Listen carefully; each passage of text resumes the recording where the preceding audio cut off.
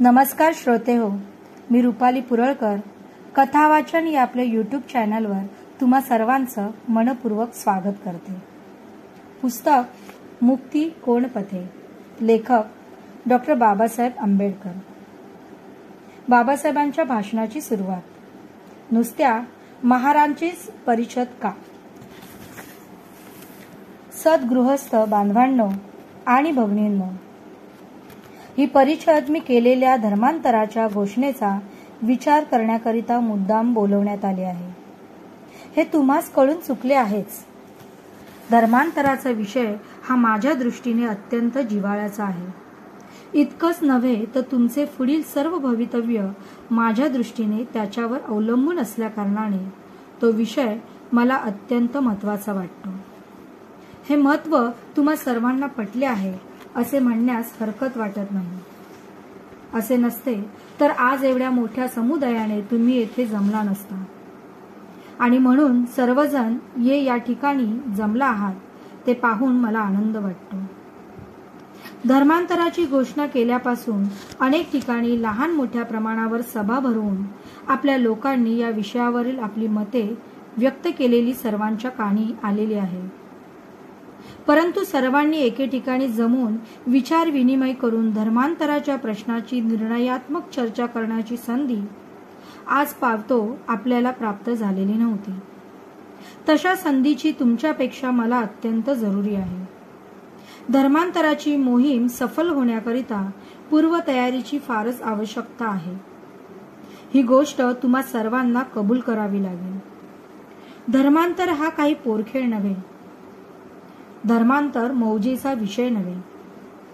हा माणसाच्या जीविताच्या साफल्याचा प्रश्न आहे. जहाजातून एका बंदराकडून दुसऱ्या बंदराला नेण्याकरिता नावाड्याला जेवढी पूर्वतयारी करावी लागते तेवढीच पूर्वतयारी धर्मांतराकरिता करावी लागणार आहे. त्याशिवाय हा तीर सोडून पहिले तीर गाठणे शक्य होणार नाही. परंतु नावेत किती उतारू येतात याचा अंदाज समजल्याखेरीज नावाडी समान सुमान जमवण्याच्या प्रयत्नात लागत नाही. त्याप्रमाणे माझीही स्थिती आहे. किती लोक धर्मांतर करायला तयार आहेत याचा कयास लागल्याशिवाय मला धर्मांतराची पूर्वतयारी करण्याच्या उद्योगाला लागणे शक्य नाही.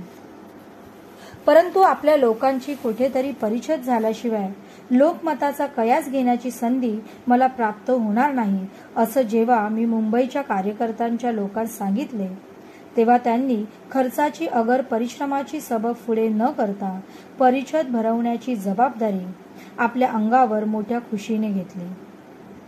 ती जबाबदारी पार पाडण्याकरिता त्यांना किती कष्ट सोसावे लागले याची हकीकत आपले परमपूज्य पुढारी व स्वागत मंडळाचे अध्यक्ष राजमान्य राजश्री रेवजी दगडूजी डोळस यांनी आपल्या भाषणात सविस्तरपणे सांगितले आहे.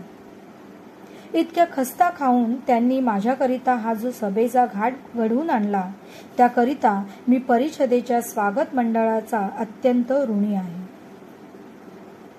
नुसत्या महाराजचीच परिषद का.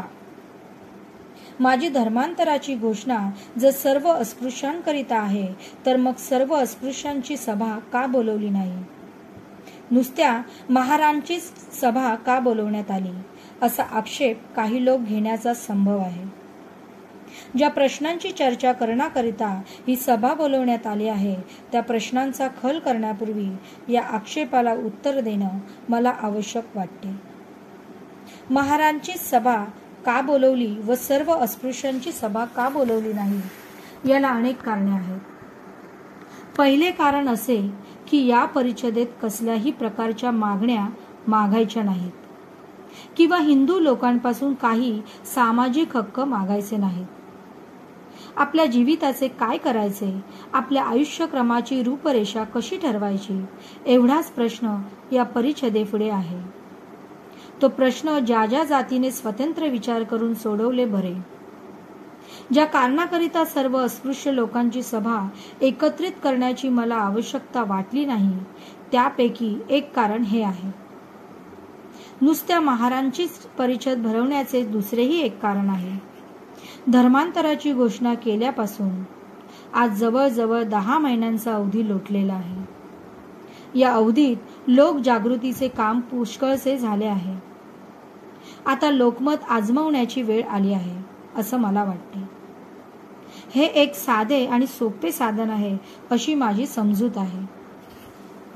धर्मांतराचा प्रश्न कृतीत उतरण्याकरिता जो प्रयत्न करणे आवश्यक आहे तो प्रयत्न करण्यापूर्वी खरे लोकमत काय आहे याची खात्री करून घेणे अत्यंत आवश्यक आहे. आणि माझी अशी समजूत आहे की जाती जातीची सभा करून आजमावलेल्या लोकमताबद्दल जशी खात्री देता येईल तशी सर्वसाधारण अस्पृश्यांची सभा भरवून आजमावलेल्या लोकमताबद्दल देता येणार नाही.